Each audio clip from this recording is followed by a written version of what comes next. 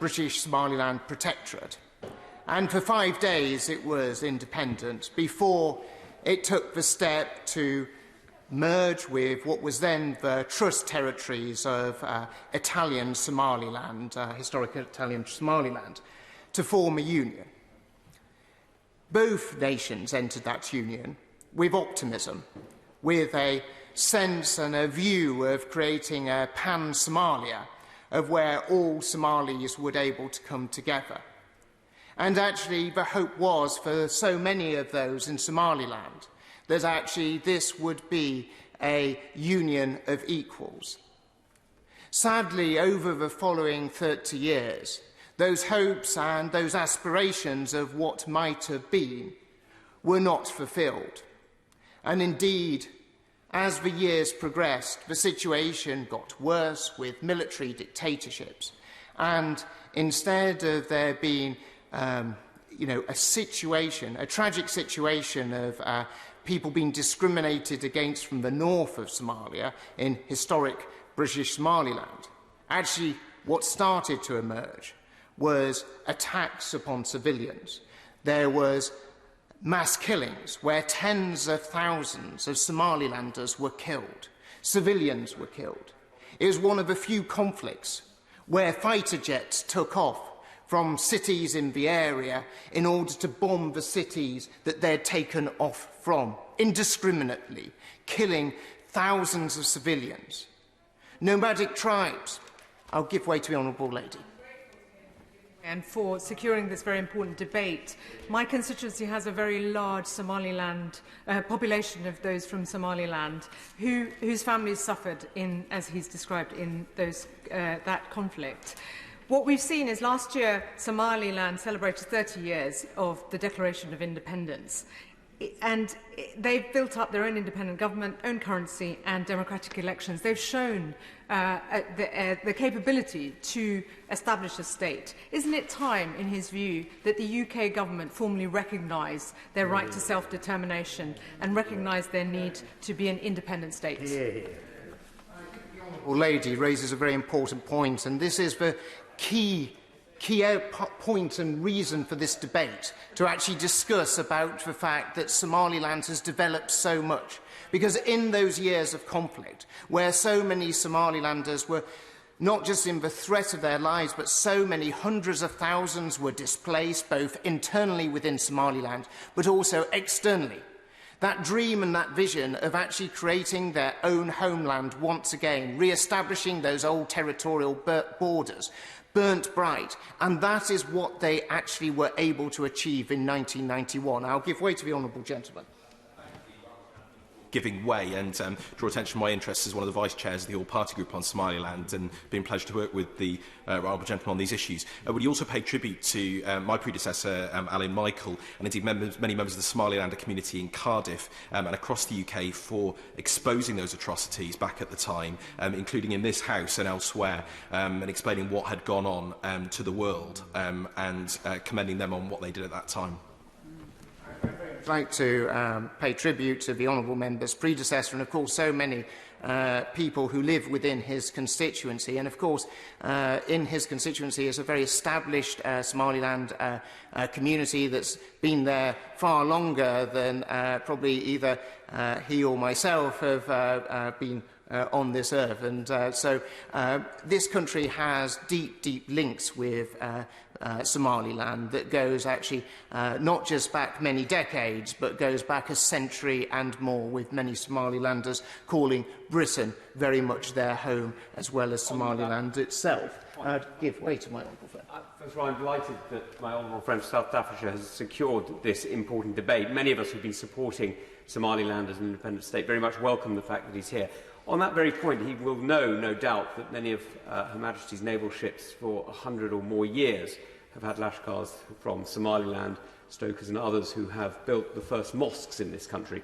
Would he not agree with me that recognising the Somalilanders here in the UK is about also recognising our own past and our own future together as investors in a new Africa, and demonstrators that independent states that govern themselves well in democracies can really succeed, and we can partner with them?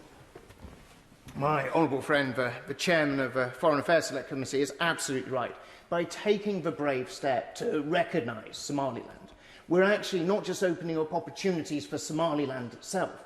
We're actually opening up opportunities for British investors, British business to go there and work, very much creating the gateway to the Horn of Africa. I will give way to my right honourable friend and then my right honourable friend.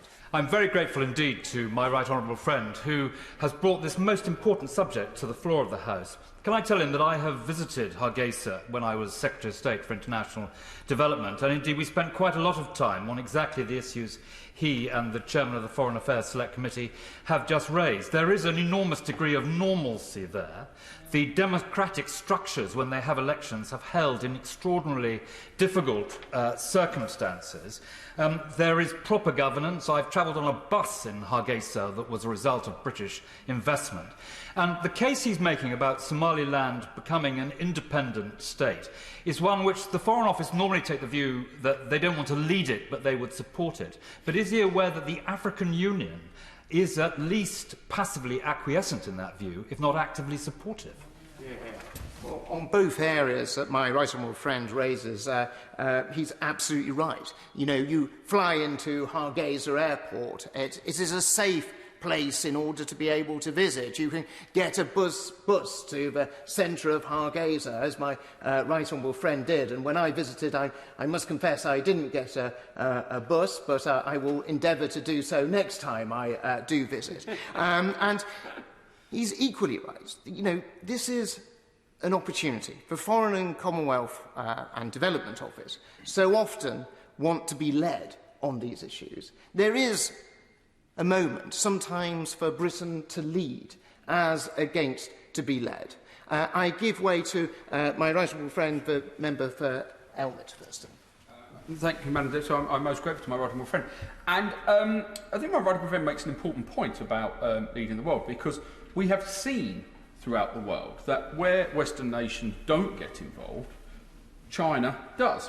And when we've had many discussions in this House recently about the influence of China. So does my right honourable friend agree with me, when you look at the development taking place in Somaliland, that actually there are strategic interests in our country and in Western countries to not just see what happens, but to actually take an active leading role and not allow that vacuum to be filled by those who perhaps we have difficulties with? My right honourable friend is so correct in the point as he makes. If you just look to the north of Somaliland and Djibouti, and you see the Chinese investment that is going into Djibouti, and the fact that actually where there is a vacuum, others do step in. And by showing the leadership that this country can show, by recognising Somaliland, actually it shows to those Somalilanders, it shows to the government of Somaliland the value that we put on their friendship and their partnership. I give way to my right honourable friend. I'm very grateful to my right honourable friend. I commend him for this debate, and I'm honoured to represent a Somaliland community in Swindon. Just building on the points made by right honourable and honourable members about the strategic importance of Somaliland, particularly its proximity to international shipping lanes. And we all know from British leadership under our good friend the Noble Lord Haig, this country led the way in dealing with the issues of piracy emanating from the Horn of Africa.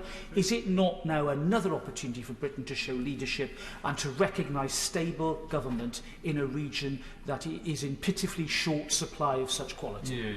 Well, my right honourable friend is absolutely accurate in his assessment, and already, as we, even though we're not in a position where we've recognised Somaliland, we already have that level of cooperation with the Somalilanders.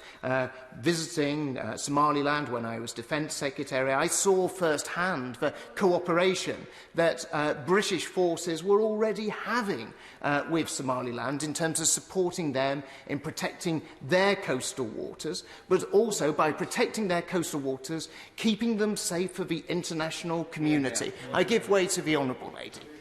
Thank the honourable member for giving way and thank him for securing this very important debate, and commend the government for the support it's been providing the administration in Somaliland. Liverpool Riverside has a very long established Somali community and Somalilanders, and I'd like to know whether the honourable member will join me in calling for the UK government to support a binding referendum within 2 years to allow Somalilanders to express their democratic will guaranteed by the international community. Thank you. Madam Deputy Speaker, I'm not sure if you're an expert on Somaliland affairs, but it is the opportunity for you to brush up on them this afternoon. But the Honourable Lady makes an important point. But there's already been a referendum in Somaliland that has been absolutely clear as to what the wishes of the Somaliland people are, and that they want to see recognition, that they want to be independent, to have that independent state. But I'm sure if that is what is a hurdle that is required in order to be able to establish international recognition for Somaliland, that is something that the Somaliland government may wish to look at. I give way to the honourable gentleman, and then I will go to... I'm very grateful to the right honourable gentleman, and he has been extremely fortunate not only in the House enabling him to have a lot of time this evening to debate this important topic, but of course in the number of people who are supporting him here and supporting the cause of Somaliland. And of course my own community in Wembley has a huge Somaliland community of expatriates, and one of the points that they've made to me is that they believe, and I would ask if he agrees with them, that in all likelihood a new Somaliland would desperately want to join the Commonwealth. I think that on my visit to Somaliland and my discussions with so many Somalilanders here in the UK, there's a real sense of kinship between Somaliland, Britain and other Commonwealth nations, and I think they would very much want to join the Commonwealth, and actually I would certainly hope that the Commonwealth would open them with very much open arms. I will give way to the honourable member for Sheffield. Thank the right honourable gentleman for giving way and for securing this debate. I congratulate him on that. I've got the privilege to chair the all-party group on Somaliland, and we've got a large Somaliland community in Sheffield. The way he described the formation of what is currently legally Somalia, I think was really interesting, because immediately they gained independence, Somaliland was an independent country, and it voluntarily chose to enter into a union. So the concerns around changing post-colonial boundaries is not a case here in terms of an independent Somaliland. Post-colonial boundary, they were an independent country. And the idea now that Mogadishu has any remit in Somaliland is really a piece of nonsense, and it's time the government recognise that. I very much agree with the right honourable gentleman, and if you do look at the boundaries that have been proposed, they're exactly the same boundaries that were agreed between Britain, Italy and Ethiopia and the French in numerous treaties prior to that. Somaliland is not asking for a change in terms of the boundaries. They're very much what was there in 1960. And there is precedent in terms of the unwinding of acts of union or a confederacy, and you can only have to look to the other side of Africa, where you see the confederation between Senegal and Gabon, which was of course unwound in the late 1980s. So this isn't something that is unprecedented. What we're suggesting is actually going back and recognising that were well-established international boundaries that we ourselves recognise and we ourselves drew up. I will come to the right honourable gentleman on the other side, but I'll just come to my honourable friend and then I will come to the left. I thank my right honourable friend and neighbouring constituency MP. In the Defence Select Committee, we've just produced a report on the Navy and the importance of the sea in a defence capacity, and you just mentioned your visit as the Secretary of State for Defence. Do you believe, or does my right honourable friend agree with me, that it's vital that we recognise Somaliland due to the strategic importance of the location in a defence capacity? I think that my honourable friend is absolutely accurate in terms of pinpointing the strategic importance of Somaliland. And I think that's one of the many reasons as to why it's so vital, not for just Britain, but also for the United States and other NATO members, to lead the way in recognising Somaliland, not just because of the many brilliant things that they have done there, but also the strategic importance of the country and how we reinforce and support that government. I'll give way to the Right Honourable Gentleman, the member for Warwick. And to pursue that, is it not really desirable that a state that is stable in this region, which is becoming increasingly unstable, achieves that level of recognition? Because we talk a lot about supply chain vulnerability, and this is one of the most vulnerable places we found when even one ship blocking the Suez Canal caused ripples right the way throughout industry. But also, we should recognise the importance that it would be for communities here and also those in Somaliland to be able to move freely, to be able to have passports that were recognised, to conclude international agreements, and to unleash the energy of the country, which, having a properly administered state in that region, enables them to do so. Isn't it time that we actually grasp this nettle and recognise Somaliland? Deputy Speaker, the level of consensus that is bubbling away in this House is sometimes not always typical, but it is incredibly important to demonstrate the will and feeling of this House on this important issue. I'll give way to my right honourable friend in just a moment, but the Right Honourable Gentleman raises the important point of supply chains. Already you're seeing in the port of Berbera, DP World's investment in terms of the port of Berbera, but also very welcome the British International Investment, BII investment, the old Commonwealth Development Corporation investment amounting to hundreds of millions of pounds. So as a government, we actually recognise the importance of Somaliland. We're willing to invest hundreds of millions of pounds there because we realise that that opens up so much of the Horn of Africa to British goods and investment. But actually, we're still not in the place where we're recognising the state of Somaliland. And I think that's a real tragedy. It's also sad, so sad to see that so many Somalilanders have difficulty travelling to Somaliland. They can't fly direct from the UK, but have to go via either Addis Ababa or Dubai. Actually, by recognising Somaliland, we can make that step of making so many British citizens' lives easier by recognising it. I give way to my right honourable friend. I'm grateful to my right honourable friend for giving way and pay tribute for securing this important debate, and I think the attendance here shows the strength of feeling across the House. But does my right honourable friend agree that recognition can take several forms, and there are some interim steps that the government could take that would show willing, positive progress towards the formal recognition that we all want to see? And that could be steps such as the Department for International Trade, or the Foreign Commonwealth Office, in its responsibilities to the Department for International Trade, to channel food and aid through Somaliland, rather than seeing Somaliland at the wrong end of the supply chain, often ending up with a raw deal. Yeah. Well, that is absolutely correct. For so long that international development aid has been channelled through the Federal Republic of Somalia, through the government in Mogadishu, which has sadly meant that actually those people in Somaliland have often not got the level of assistance that actually this government was expecting them to get. And a perfect example of that was on vaccines. A large supply of vaccines was sent for the people of Somaliland, but it was channelled through the government in Mogadishu. So by the time it arrived in Somaliland, sadly, most of those vaccines only had a few days left in order for them to be dispensed. I'll go to my right honourable friend and then I'll go to the honourable gentleman. Thank you, Madam Deputy Speaker, and I really do thank my right honourable friend for allowing me to intervene. I don't have any Somalis in my constituency, but I have a great deal of love for the country.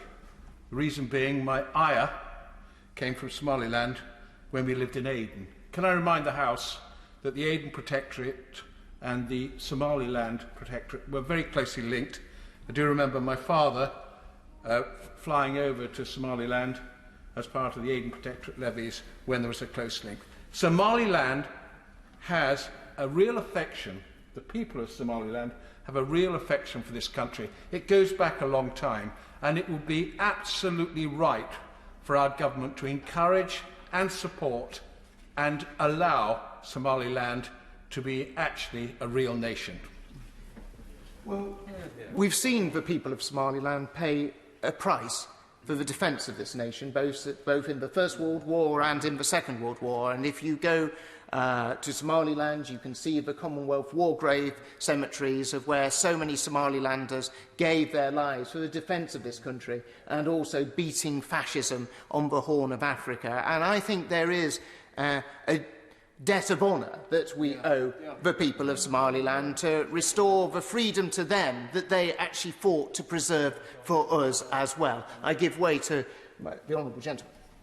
I thank the Right Honourable Member for giving way and join others in congratulating him for securing this debate, which has demonstrated an exceptional degree of unity across the House in supporting his proposal. And he makes a good point on the debt of honour that we have to the people of Somaliland. My honourable friend, the member for Sheffield South East, highlighted the strong community that we have within the city who owe their origins to Somaliland, and it was in recognition of that that the Council in 2014 passed a resolution adding its voice to the demands for independence. But would he agree with me that the elections held last year, the parliamentary and local elections held last year, again another successful democratic moment within Somaliland, simply further reflected the maturity and the strength of democracy within the country, which is an essential building block for recognition for statehood, which should be recognised by the government. Madam Deputy Speaker, I don't often stand up and advocate that the government should be following the leadership of Sheffield City Council, but on this occasion I very much do. It should try and catch up with what Sheffield City Council have been doing. And, you know, so many communities, whether it's Sheffield, Liverpool, Cardiff, Bristol, Swindon, we can go on, have actually welcomed Somalilanders, and Somalilanders have made these great cities and great communities their home, and will continue to do so. I give way to the honourable lady. I thank the Right Honourable Member for giving way, and it's demonstrated tonight just how important this topic is for all of us here. Newport is home to the second largest Somaliland community in Wales, and I want to place on record my thanks for their contributions over the years to the city. It's been amazing. But I wonder, has the Right Honourable Member given any thought to how the devolved governments can play a role in supporting the people of Somaliland as they continue to seek formal recognition? Well, I very much believe that this is a United Kingdom endeavour where we can all move forward with actually building those already existing bridges, but making them stronger between the United Kingdom and Somaliland. And actually, we've seen in municipal government and devolved government many steps already trying to encourage the links between our great nations of the United Kingdom and Somaliland. But now is really the time for the UK government to take the lead, for the Foreign, Commonwealth and Development Office not to be shy, not to think that policy is stuck in the 1960s, as has been already touched on by a number of members in this House. I'll give way to my honourable friend. Thank you very much indeed to my honourable friend. I congratulate him on this debate on a very, very important subject.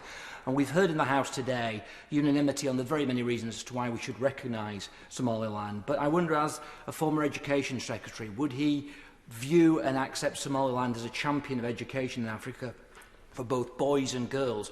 And when we've heard the reference to how the devolved administrations and how this government can assist and help and develop and support Somaliland, the education system is not only something to be treasured, but perhaps we can support that in some way. Precious things that we can have in a nation is democracy, it's justice, but it's also the education that we give our children.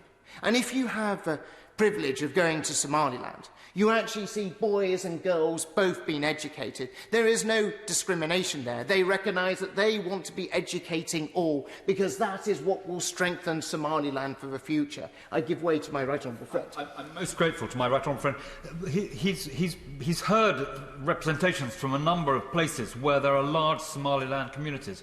Would you join with me in making the point that remittances into Somaliland from the diaspora is enormous? Some years ago, the level of remittancing was something like 6 times the annual state budget.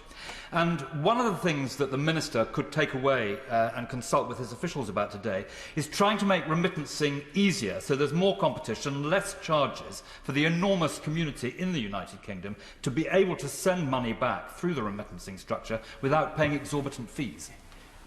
My right honourable friend is right to highlight the importance of remittances going into Somaliland. And actually, this government doesn't make it easier for people to be able to do that. And because this government takes a view that Somaliland is lumped in with Somalia, it makes it much more difficult for businesses to be able to operate there, make sure that there's a flow of money from the diaspora community in this country going back to Somaliland. And it's a very practical measure that the FCDO, working with Her Majesty's Treasury, could actually take up, look at, and how they could make those improvements. And I hope my right honourable friend, the Minister, will actually able to respond to that in his comments at the end of this debate.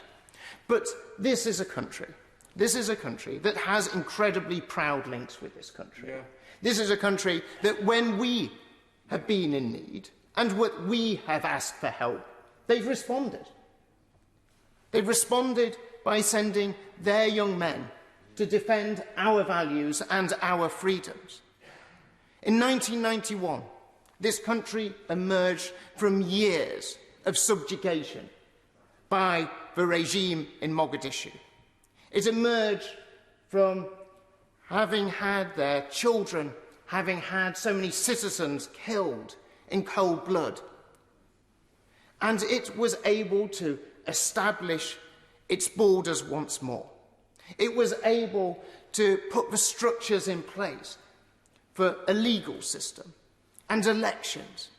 All across Africa, we are always asking for them to have a proper legal system, to educate their boys and their girls, and to make sure there is the establishment of democracy. Well, in May of last year, you saw the parliamentary elections in Somaliland, and they were peaceful, they were calm, they were fair. You saw the rollout of IRIS technology, the first use of this technology anywhere on the continent of Africa, to make sure that they were fair and they were properly run.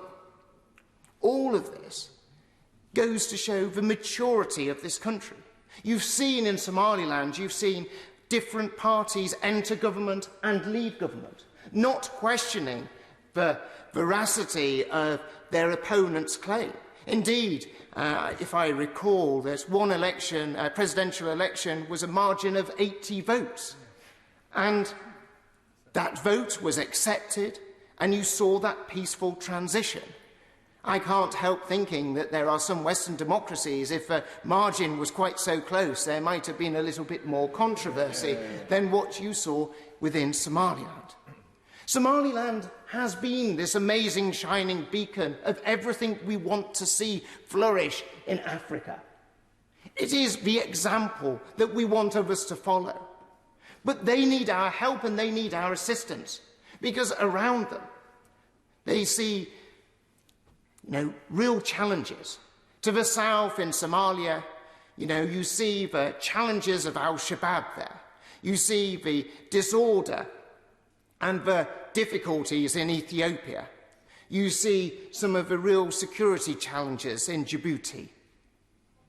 Somaliland is a country that wants to be our friend. It's a country that turns to us and they ask us to show leadership. So I ask my right honourable friend, instead of delivering the pre-prepared brief that no doubt every Foreign Office minister has given for the last 60 years, show some guile, show some leadership, show some imagination, show the fact that he is a politician, not merely a tool of Foreign Office officials in order to read their words.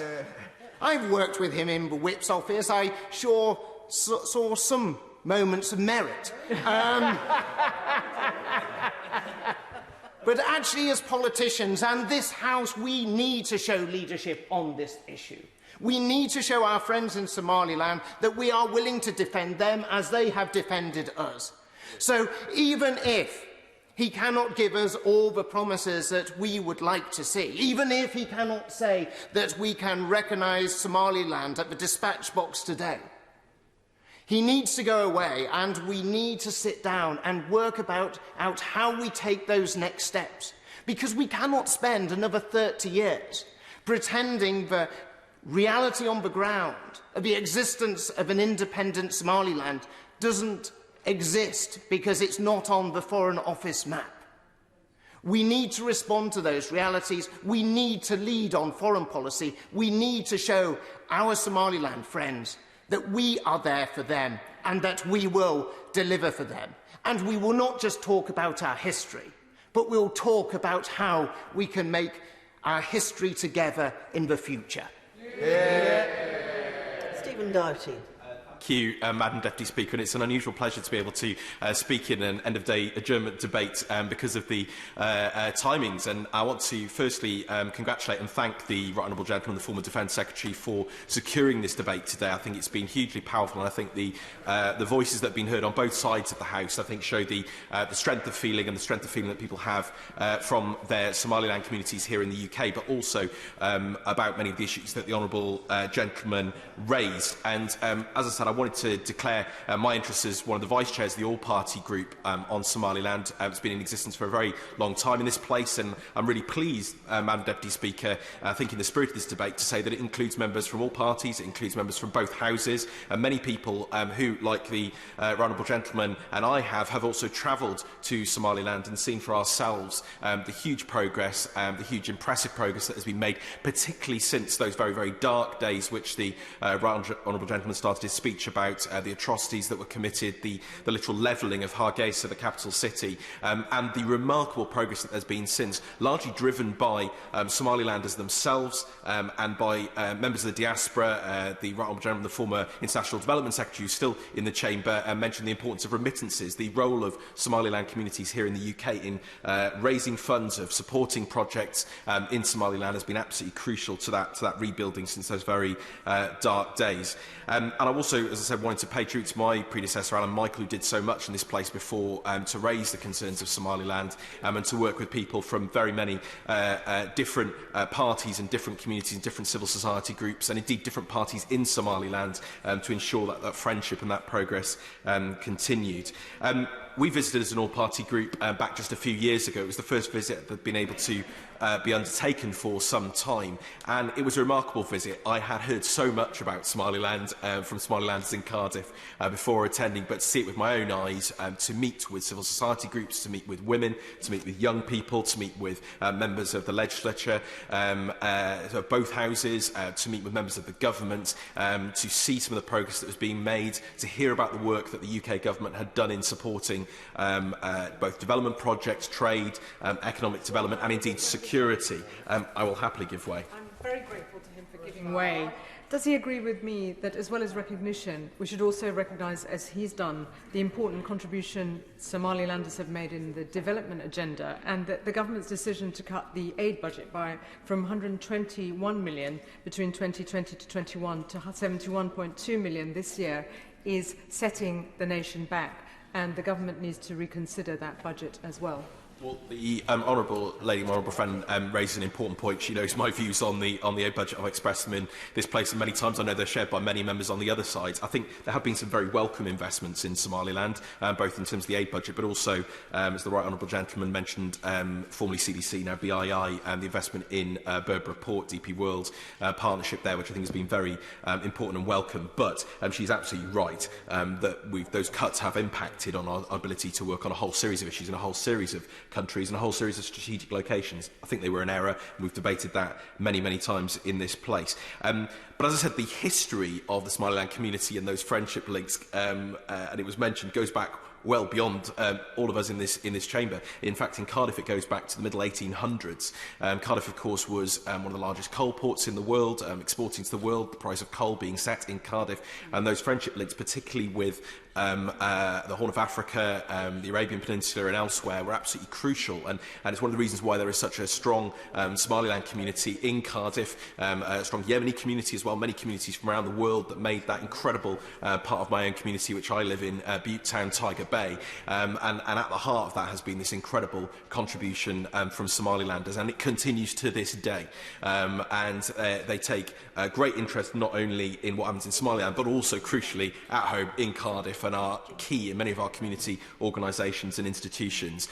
So it's been a pleasure to hear from many of them in advance of this debate, and I don't want to name names because I will upset people by missing them out, but all those who contact me on a regular basis know who they are, and continue to stand up for the interests of Somaliland and Somalilanders. But it's a proud history in Cardiff, and it also stretches to that military history, those involved in the Somaliland Camel Corps and Somaliland Scouts, the Somalilanders who, along with many people from across the Commonwealth, from across the former Empire and Dominions, who fought alongside us in World War I, in World War II, and many, many other conflicts. I think it's often overlooked, and yet in Cardiff we recognise those contributions on a regular basis. We also recognise the contribution made to those who served in our merchant navy, and every year when we celebrate merchant navy memorials in Cardiff Bay and elsewhere, when you look at that list of names, you see the Somali names, you see the names of people from all around the Commonwealth and those which we have friendships with. I'll happily give way. On the point the honourable member made, I very well remember Somali soldiers coming across from the Horn of Africa to the Aden Protectorate, and my father having the honour to command really good soldiers and decent men. And the honourable and gallant gentleman makes a very important point, and I think we need as a country as well to recognise far more the contribution of all of those from across the Commonwealth and our friends who made the contributions and in some cases the ultimate sacrifice in conflicts throughout many, many generations. I wanted just to turn to a few sort of practical points in the context of this debate. I think firstly it's recognising those strong links between so many cities across the UK with Somaliland, recognising that there are many who are British Somaliland dual nationals and yet experience many, many difficulties in terms of travel, visas, restrictions, all sorts of things that go on, and ensuring that they have the support available to them is very, very difficult given the current status and situation in Somaliland. And we heard from many members of the British Somaliland community on our visit who are expressing issues about, for example, if they lose a passport or they want documentations authorised, or why we don't have a bigger presence, for example, from the British Council. Many, many things. I met young people who want to come and study here in the UK, who want to build links between the universities and educational institutions in Somaliland with the UK, but are often denied those opportunities. And I think we could be doing so much more on a practical level as well to support those who have that dual nationality and dual heritage. Absolutely. I thank my honourable friend for giving way and support his point in terms of the need for the British Council to be located in Hargeisa. And would he agree with me that the government maybe needs to think about the funding to enable that to happen, to develop relationships in Somaliland? Absolutely. I mean, the British Council play a key role around the world. It's been deeply concerning. Again, an issue being raised on all sides of the House about the cuts that we've seen to them. But this was an issue that was specifically raised when we were there, and I hope that our links in that area can develop. I wanted to mention the huge progress that there's been on health in particular and development. I've had the pleasure, as many have across this House, of meeting the remarkable former First Lady, former Foreign Minister Edna Adan on many occasions. And if members haven't listened to her Desert Island Discs and other fantastic interviews with her, I'd strongly encourage them to do so. One of the most remarkable women I've had the pleasure of meeting. And I had the pleasure of visiting Edna's hospital that she helped resource and establish and has helped sort of fund out of her own pocket significantly. Maternity hospital, a training hospital to improve maternal health outcomes in Somaliland. Again, remarkable work being done there, but so much more that could be done if we were to develop our friendships further and ensure that there was the support there for that. We've seen remarkable progress in education. I visited Hargeisa University, a remarkable place doing brilliant work, where the majority of students, I understand, are women, are girls. Again, exactly the sort of example that we want to be setting around the world, ensuring that young women and girls have those opportunities and are able to thrive and seize all the opportunities that should be available for them, whether that's in Somaliland or elsewhere on the global stage. I'll happily give way. I thank my honourable friend for giving way, and he's making a very powerful contribution in a debate that's been extremely good. Does he agree with me that Somaliland does stand as a beacon of hope and actually and showing what can be achieved in that sort of situation of democracy, and actually that's part of the reason why the UK government should officially recognise it for that work that it does and the leadership it can offer within Africa? Well, I think that the leadership and the example that Somaliland has shown is there for all to see, and it's certainly there for those who've had the pleasure, as I have, of visiting, and I think it's long overlooked. Actually, it's progress in so many areas. The progress made in trade and the relationships we met with many businesses there who want to expand their trading relationships with the UK, who want to expand the trading relationships with their neighbours. Indeed, that's one of the crucial driving factors behind that investment in Berbera Port by DP World, by the UK and others. Absolutely critical, not least when other trading routes may be more difficult, may have the interests of other strategic, not what I want to say opponents, but other challenging countries in the world who may have a different agenda. It's absolutely crucial that we're getting in there and supporting those trade links and supporting the development of them. The politics has already been mentioned. Significant progress in elections and democracy, the holding of multiple elections, both at the presidential, at the parliamentary level. I've met with representatives of all the parties, civil society. Not everything is perfect.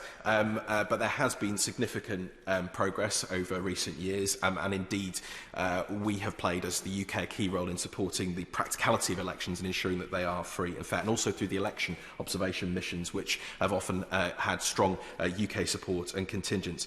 The security situation has been mentioned as well. I would love to see the day when a more reasonable approach is taken to the travel advice for Somaliland. There have been some improvements recently, but unfortunately some of the travel advice puts off people travelling and building those links. I do urge the FCDO to look at that again and see whether they can be more open about the travel advice to Somaliland, because in reality, it's a very safe place. It's a place that you can do business, you can do education, you can travel, and we don't want to see potential friendships and links being pushed away.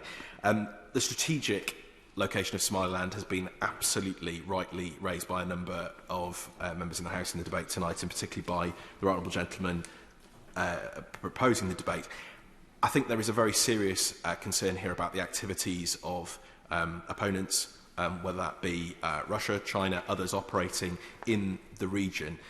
We have a strong friendship. Somaliland wants a strong friendship with the UK. This is a key strategic location. I think it would be very foolish if we didn't recognise that in terms of our global Britain strategy and our wider strategic posture around the world, not least with a place that wants to have that close friendship with us. I'll happily give way. The honourable gentleman for giving way, and congratulate my right honourable friend for securing this debate tonight.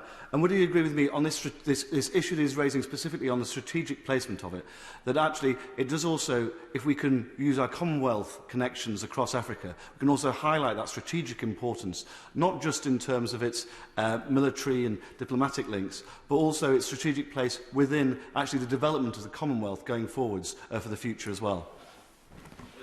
it's been a point that's been raised with me by the Somaliland government and by members of the Somaliland community on a number of occasions, and indeed as an all-party group, we previously raised the question of, for example, that even though that's not they couldn't attend as a full member of Commonwealth Summits, whether an observer status or an attendance in another capacity might be possible even now.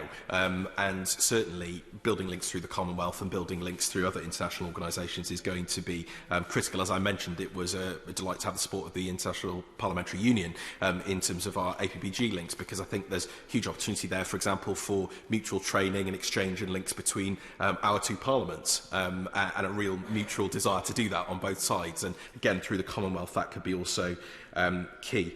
But I wanted to end, Madam Deputy Speaker, by just re-emphasising the huge contribution that Somalilanders have made to Cardiff, that they've made to the UK, and that the huge benefits that come out of that mutual relationship of friendship and respect. I think it's a relationship that hasn't had enough attention.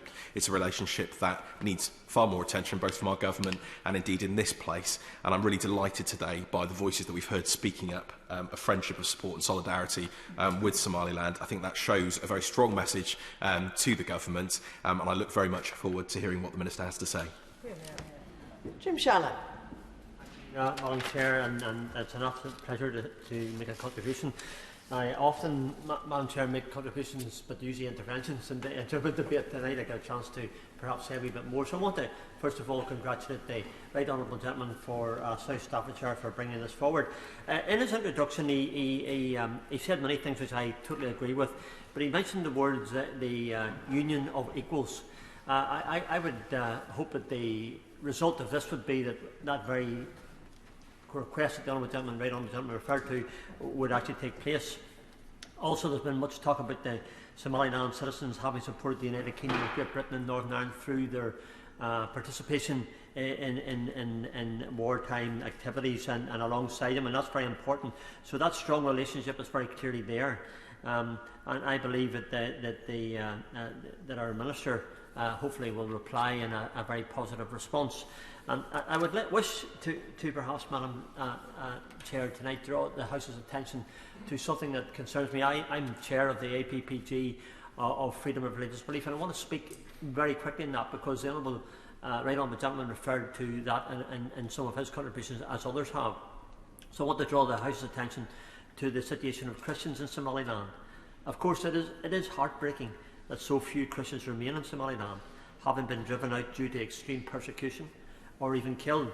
It is estimated that only a few hundred Christians live there today, but it is impossible to know the exact number due to the secrecy that they are forced into as a result of the very divisive clan mentalities and vigilantism that pervade that country. Christians suffer ostracisation and discrimination from their wider families and the communities wherever they are discovered, and the few Christians remaining in Somaliland are forced to worship in secret for fear of attacks from extremist groups like Al-Shabaab, that the Right Honourable Gentleman referred to in his contribution, propagates anti-Christian ideology and threatens converts to Christianity with execution upon discovery.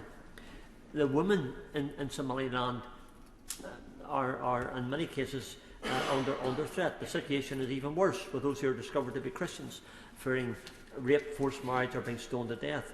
So I would hope that the tonight's debate will illustrate and raise awareness about those things, and perhaps maybe in the requests that we're making these things can be addressed, because I think it's central, and I believe it's central, and our government has made it central in relation to the ministers they've appointed, that when it comes to foreign policy, that we have a particular focus upon religious persecution and the persecution of ethnic minorities and the issues of human rights. So those are key to where I am.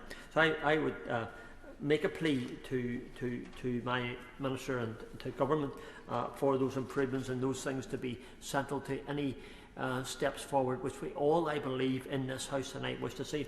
I don't have in my constituency any people that I'm aware of from Somaliland, but it doesn't make my contribution, Madam Deputy Speaker, any less of a support for what the Right Honourable Gentleman has said, and to those who have, like the Honourable Gentleman who spoke just before me, who very clearly has a very strong community. While political factors are undoubtedly at play in this conflict, the religious motivation for attacks in this region cannot and should not be denied, with Christians suffering the worst of this persecution. So I wish, and we wish in this House, and all the contributions have said it very clearly, we wish to help Somaliland economically.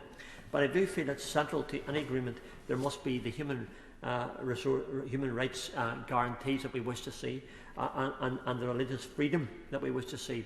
So if we can help, and we do want that to happen, and we should help, and we must help. And others have referred to the democratic process, to the education opportunities that quite clearly we can build upon. The jobs and a strong legal structure, improvements to the health through the COVID vaccines, which the Right Honourable Gentleman referred to. There's been much talk of history, the history that unites us. But today, I believe that we also, and I think it's really important when we look back in history, and I love history, Madam Deputy Speaker. It's always been probably one of my few subjects that I probably enjoyed at school and did very well at. But I believe that we also must now, through this debate, look to the future. The UK government stated that it will not formally recognise Somaliland as a sovereign state until they initiate a process to do so with the federal government of Somalia. But human rights issues and religious liberty needs to improve, and it must change. So with that, I do support and agree that it's important that the UK maintains diplomatic relations and a supportive presence in Hargeisa through this process to ensure that there is not a breakdown in relations between Somaliland and other African countries. Again, I thank the Right Honourable Member for South Staffordshire for bringing this matter to the House and the adjournment debate, which has benefited from a large number of Right Honourable and Honourable Members who all collectively want the best for Somaliland. I believe the Minister wants the best for Somaliland as well, and its people. And that is what we're trying to achieve. Somaliland needs our help. Perhaps this debate tonight has been the opportunity to do just that. And let's not be found wanting. Tonight the time has arrived, and I believe the contribution of all those who spoke tonight is an indication of our request for our government, our Minister, to do well for them. Thank you so much. Kerry McCarthy. Thank you, Madam Deputy Speaker. I only intend to, well, I didn't intend to speak at all, but I'm glad to have the opportunity to say a few words. And I do want to start by congratulating the Right Honourable Member for South Staffordshire for securing this debate today. When I was first elected in 2005, I was only selected as the candidate for Bristol East about 10 weeks before polling day, and during that very short election campaign, I was approached by people from the Bristol Somaliland community. First that I even heard of Somaliland, and let's say by the time I came into this place I was very much a firm supporter of the need for recognition. And the Honourable Member for Cardiff South and Penarth, his predecessor who's already paid tribute to, Alan Michael, somehow this had reached him on the grapevine. And I remember him accosting me in the division lobby, I think on my first vote here, and saying we need to campaign on Somaliland. And he was on the front bench at the time, but a year later in 2006 we set up the all-party group, and I'm pleased to have been an officer I think pretty much ever since then. And I do congratulate the current Honourable Member for Cardiff South and Penarth for just being the mainstay of the group and organising all our meetings, and just being such an expert and a source of information on what's going on there. As has already been said, Somaliland is a beacon of democracy not just in the Horn of Africa, but in Africa. The fact that it has managed to hold peaceful elections, I think the Right Honourable Member referred to the election in 2003, where the presidency changed hands by 80 votes, and I think if proportionately an 80, whatever the equivalent of an 80-vote majority was in the American election, if Donald Trump had lost by that amount, I don't think we'd ever have heard the end of it.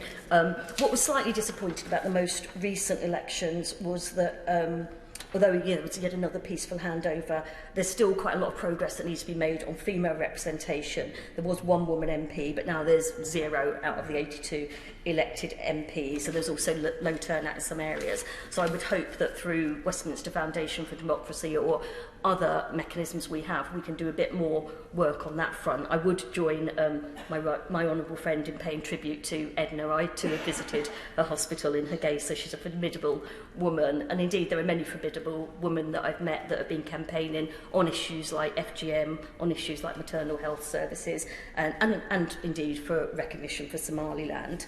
The final point I just want to make, I mean, other than I would echo what my honourable friend said about just the sheer economic opportunities that would be available if we recognised Somaliland. I've heard there's amazing scuba diving on the north coast by Berbera, and the fact that it could be opened up as a peaceful tourist destination if it wasn't associated with Somalia, but also many other economic avenues that could be explored. And I share the concerns of people that are worried about Chinese influence if we don't step in. But the main thing I want to say, though, is it is clear that Somaliland is an independent country. It has functioned as such since 1991. It had established itself, albeit for a very short time before it went into partnership with Somalia. It established itself as a post-colonial independent country. And what is really frustrating, this message that the UK will recognise Somaliland, but we want to be second to do so. And sometimes there's a bit of concern about being seen as too colonialist, and it's rather patronising that we are the ones that grant nationhood on the country.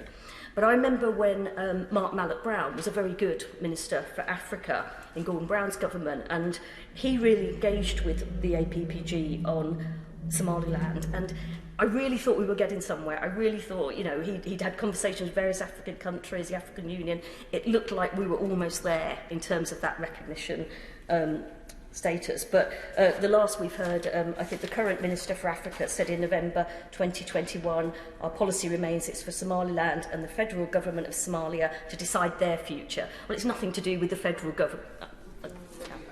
The Honourable Lady for giving way. I think she raises a really important point, because you're effectively giving the final say, the decision-making power, to the country that doesn't have free and fair elections, to the country that doesn't have a judicial and legal systems, that doesn't educate boys and girls. We're effectively rewarding poor behaviour and actually being harsher on those who actually demonstrate the types of behaviour and the types of system that we really want to encourage.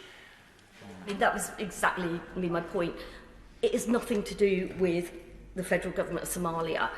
The future of Somaliland should not be in their hands, and we need to be brave. We need to step up to the plate. Either the minister needs to find a country that will go first so that we can go second. I think some of the Scandinavian countries have talked about it. I think Canada's talked about it. As I said, some African countries have done that. But if we don't do that, we will find that we are here in another 10 years' time, and they'll be celebrating their 40th anniversary of de facto independence, but not actually recognition. So I finish with a plea to the Minister. Will he actually step up? And if we won't be the first, can he find someone who will be? Minister Chris Heaton-Harris.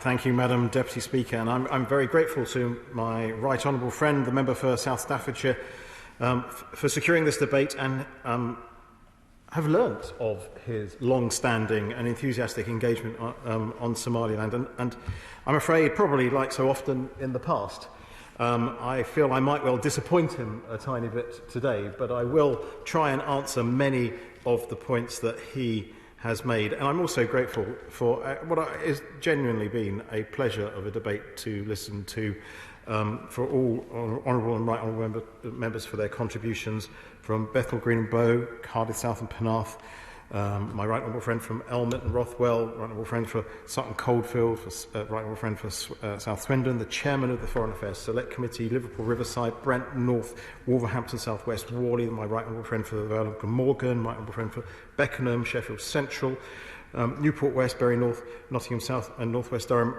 and the other speech contributions all demonstrate the depth of passion there is for Somaliland. And many members described how their constituents from Somaliland are so active in such a positive way in their constituencies, and it's I think it's a testament and a tribute to them for such a positive contribution being made. My right honourable friend detailed Somaliland's proud links and friendship with the UK, and I would like to think what he detailed was absolutely correct. Now, my honourable friend, the Minister for Africa, would have been delighted to take part in this debate, but she is currently visiting East Africa at this point in time. So it's my pleasure as Minister for Europe, in post for less than a month, to respond on behalf of the government. Now, Somaliland has a remarkable and unique story, and its people are rightly proud of their homeland and its achievements. Our relationship with Somaliland dates back to at least the 19th century, when a number of seafarers and merchants settled in Britain, and then later the UK established a protectorate. The Honourable Gentleman for Cardiff South and Penarth mentioned not just the contributions of people from Somaliland to his city, the city that he represents, into the United Kingdom, but the deep links they have formed and communities they have formed across Cardiff and beyond. And indeed, obviously, quite rightly mentioned his predecessor and his role in establishing the all-party group in this place and the interest that has grown from it. Today, we actually do enjoy a really close partnership with Somaliland. We're the only Western country with a permanent office in Hargeisa, through which we engage with the Somaliland government on a range of issues, from trade and investment to climate change and development. The Somaliland authorities also have an office in London, and we have regular contact with their UK representative and his team. The government understands the strength of feeling towards Somaliland and the interest which obviously has been demonstrated in this chamber today around the issue of recognition. In recent years, Somaliland has made great strides towards an inclusive democratic process, and this forms the bedrock of its stability, detailed in some way by the contribution by the Honourable Lady for Bristol East and a number of other honourable members. Last May, we saw successful local and parliamentary elections. I'm glad to say that the UK was the largest donor to that process, including funding a mission to observe the elections. The honourable gentleman give way. I'd happily give way to my right honourable friend. Right honourable friend giving way. I wonder if he could tell the House as to what he thinks are the defining characteristics of what he would describe as a nation-state. I'd be delighted to tell the House, but not at this point in time, because I'm going to continue my contribution. But if you want me to come to that point, I shall happily come to that point, but possibly later in my speech. It is now important to ensure that the presidential elections and reforms of the upper house of Parliament go ahead as planned. In a region where democratic transitions are not always the case, Somaliland, as detailed by many honourable and right honourable members, has demonstrated that one-person, one-vote elections are possible and that inclusive democratic processes can be achieved. And I did hear the salient and wise contribution on religious freedom from the Honourable Gentleman for Strangford, and I thank him for that contribution. Somaliland is also making great progress in trade and investment. The development of Berbera is the most notable example. By 2035, trade through there could support more than 50,000 jobs in Somaliland. We've also forged a partnership with Dubai Ports World to invest in logistics facilities along the Berbera corridor, which runs from the coast of Ethiopia. These investments have the potential to drive economic growth and boost stability across the Horn of Africa. Again, these are hugely positive developments, and again, we are proud to be playing our part. British International Investment, the UK's development finance body, is investing in the port with Dubai Ports World as part of a $1.72 billion investment into 3 ports in Africa. And we are using official development assistance to construct a new road bypassing Hargeisa. That means journeys past the city will take hopefully, just 30 minutes. In just 1 second, I will, yeah. Instead of up to 12 hours due to current congestion. Not only will these investments boost prosperity, they will bring greater regional integration, which will support peace and stability. I thank my right honourable friend. Giving way. And I think he raises a very interesting point about the fact that the UK government has felt the ability to invest in the Port of Berbera and also in the infrastructure of Somaliland. I wonder if he could sort of maybe come to the point of actually saying to the House as to whether he thinks such a level of investment would have been able to be done in Somalia. And I think the answer would be no because of the security implications. And I wonder if he could lay out to the House what are, in his view, the defining characteristics of a nation-state. And we could then maybe, he could comment as to whether he thinks Somaliland correspond to any of those defining characteristics. I thank my right honourable friend for his contribution. And I was going to come on, obviously, to the point of security immediately, because we've also collaborated on security. The UK has supported training on human rights and for Somaliland police and security services and have contributed to 20 years of work on mine clearance. Happily, we expect Somaliland to be declared mine-free in the near future. Somaliland... I'll give way another time to my right honourable friend. I thank my right honourable friend. I just wonder if he would able to, as in the spirit of debate, as of course which this chamber is for, if he'd able to respond to either of the two previous questions he had answered as to whether he thinks it would be likely that the British government would have been able to make the investment in Somalia as they have done in Somaliland, and also whether he could set out what he believes the defining characteristics of a nation-state, both of which I think he should be able to respond to as a minister. I thank my right honourable friend for his contribution yet again, and as he asked me a question that he then answered in the same question, I will continue with my speech. Somaliland has also made strong progress in development, which we have been proud to support. Education, particularly for girls, is a priority, as it is across all of our work. Our Somali Girls Education Programme has reached over 13,000 girls in Somaliland to support their learning and transition from primary to secondary school, a point that I know my colleague from Bury North has well noted. Through the Global Partnership for Education, the United Kingdom has supported the development of Somaliland National College for Education and trained